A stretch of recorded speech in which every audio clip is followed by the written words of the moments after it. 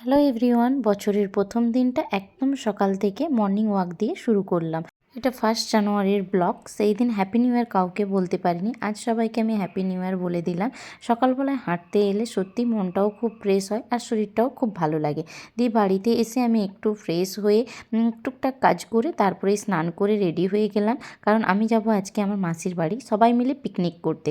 মানে এটা family picnic, বাড়িতে ছাদেই হচ্ছে, আমার মামা মাসিরা সবাই মিলে পিকনিক করছি। আজকে আমি আমার বাড়ির সবার সঙ্গে তোমাদেরকে পরিচয় করিয়ে দেবো, তোমরা পুরো ব্লগটা দেখতে থাকো। আর এ দেখো, এখানে আমি মাংসটা একটু নাড়িয়ে দিচ্ছিলাম।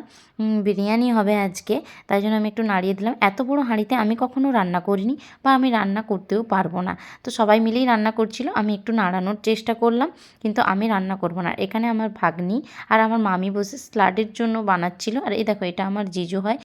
জিজু ভালো করে মাংসটা নাড়িয়ে নিল। আর এই দেখো, এটা আমার দিদি। তো আরও যারা যারা বাকি আছে সবাইকে তোমাদেরকে দেখিয়ে দেবো। আর ওই দেখো, আমার মাসি রেড কালারের নাইটি পরে বসে আছে। তো দেখো, দেখতেই পাচ্ছ সবাই মিলেই কিন্তু রান্নাটা করছে। এ দেখো, আমাদের বিরিয়ানি হয়ে গেছে কমপ্লিট। আর আমার মামি স্যালাডটা যে কেটেছিল সেটাকে ভালো করে মাখিয়ে নিচ্ছে।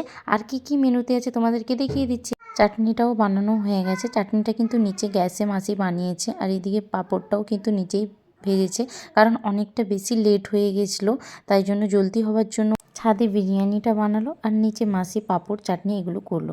আর এদিকে দেখো, গরম গরম খেজুর গুড়ের রসগোল্লা।